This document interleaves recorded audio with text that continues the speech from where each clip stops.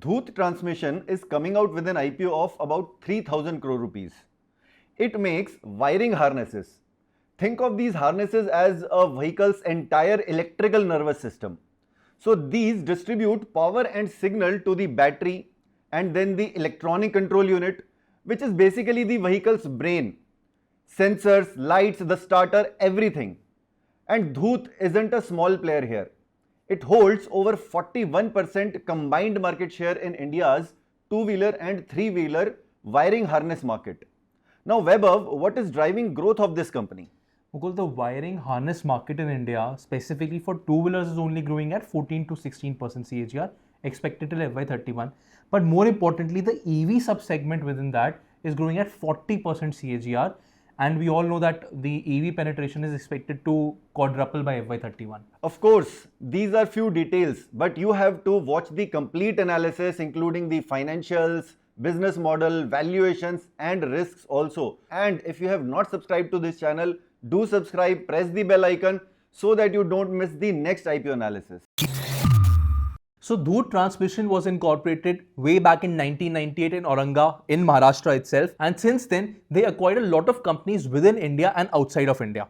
Now what this company actually makes, this is one part that we've already discussed, that is the wire harnesses and the importance of these harnesses in a vehicle's entire electrical ecosystem. Without it, the vehicle simply cannot be assembled or run. So in FY26, the wiring harnesses made up around 77% of the 4500 crore rupees of revenue, with the remaining 23% coming from battery packs, switches and sensors, again which are products of the vehicle's electrical ecosystem. Now it's important to know as to which vehicle segments Dhoot Transmission's products cater to. So 66% of the revenue comes from two-wheelers and three-wheelers at another 13%, whereas the others or the remaining comes from commercial vehicles, off-highway vehicles and farm equipment. That means they are not exactly into four-wheeler passenger vehicle segment. Now the bigger question is, where exactly is the growth coming from? So electric vehicles and ICE vehicles, or simply vehicles that run on petrol or diesel, are not interchangeable when it comes to wiring.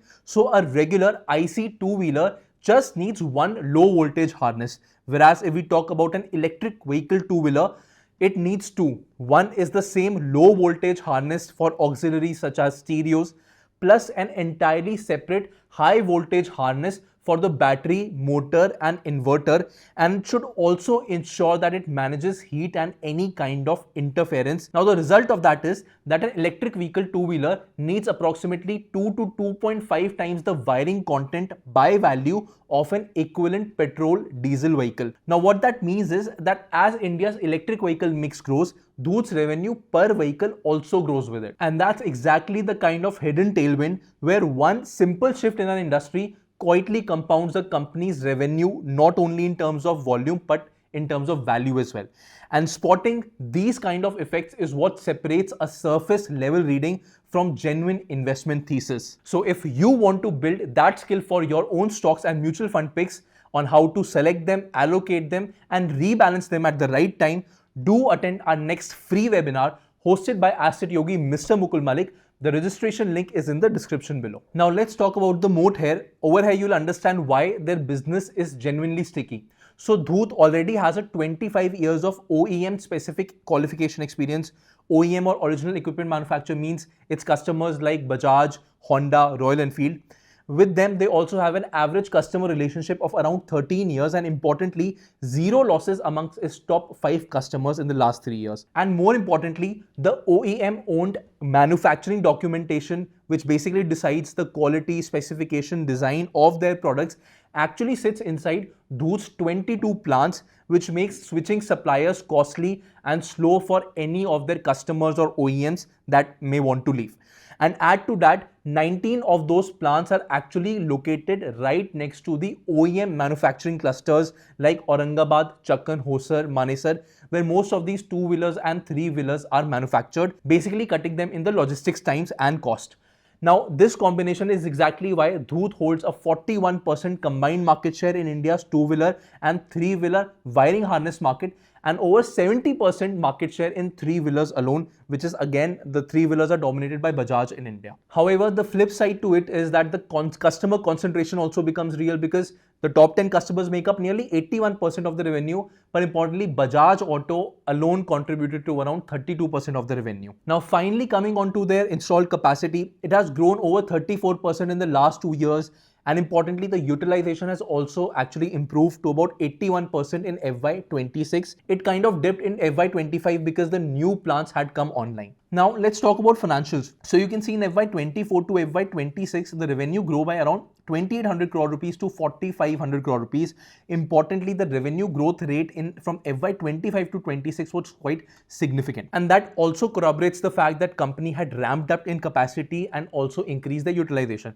But at the same time, company's EBITDA margin fell from 18.3% to 15.6%. And the main driver of that was the increasing material costs, the logistics costs as well, because again, we already know that the oil prices had also increased at the same time. And because the company was ramping up, they needed additional inventory. And due to all of these factors, the operating cost has actually outpaced the revenue and hence the decline in EBITDA margins.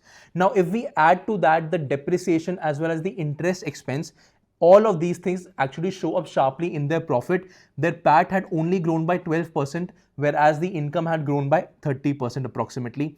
One of the major drivers was the increasing finance cost that jumped by 35%, and obviously the capacity ramp up also, due to which there was an additional depreciation expense. Now, there's one thing to specifically flag here is the debt to equity, which fell by from 0.7 times to 0.3 times, but actually the deleveraging did not happen. The total borrowings actually rose from approximately 550 crores to 840 crores. Now, this improvement in debt to equity was largely driven by around 1000 crore rupees of cash infusion from Bain Capital Asia, and most of that is actually sitting undeployed at the year end. So the cash is still on the balance sheet. Now, talking about the competitors and valuation, so this particular industry is very, very competitive. Over here, Dhoot Transmission, the expected post-issue price to earnings is 45 times. So it's clearly not a bargain. It's similar to Minda Corporation and Motherson Sumi Wiring, whereas it does look discounted to Sona BLW as well as Uno Minda. But the important thing to note is that both these players are actually broader, more diversified,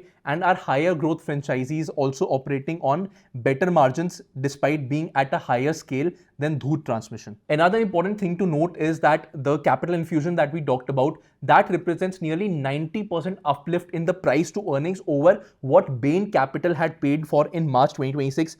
Now, this is a very important thing for new investors to be comfortable paying this premium for. Now, quickly talking about the IPO details, it is around 3000 crore rupees IPO with 55% offer for sale. Bain Capital is mostly offloading their previous holdings in the company, not the fresh one, whereas 45% is fresh issue.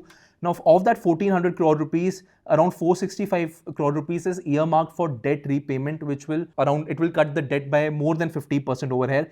And certain amount is kept for investment in certain subsidiaries in India and abroad, as well as further capital expenditure of their couple of plants, around 150 crore rupees. Now, the face value per share is 2 rupees. The IPO price is kept between 829 to 871 rupees, 871 being the upper price band.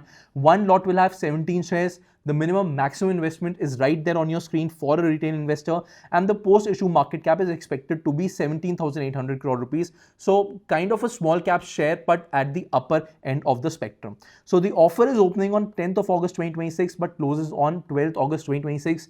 The other details are right there on your screen, and the listing date is expected to be on 17th August 2026. So it's time for a final recommendation for listing gains. You can definitely apply because again, the demand for this IPO is expected, whereas the institutional interest is also expected to be high given the kind of industry tailwind we are talking about. Apart from that, on the fundamental side also, the growth does look solid. It did quite well, at least in terms of the top line. And apart from that, it is also well capitalized because of the Bain Capital funds that came in March for further capacity expansion.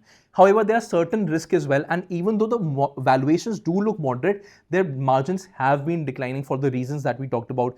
Apart from that, it is basically highly concentrated in terms of two-wheeler and three-wheeler. Almost 78% of the business is tied to the sales of the original equipment manufacturers, specifically like Bajaj and Honda, Royal Enfield. Second is something which is much more concerning, the electric vehicle growth narrative on which basically this entire growth is pinned.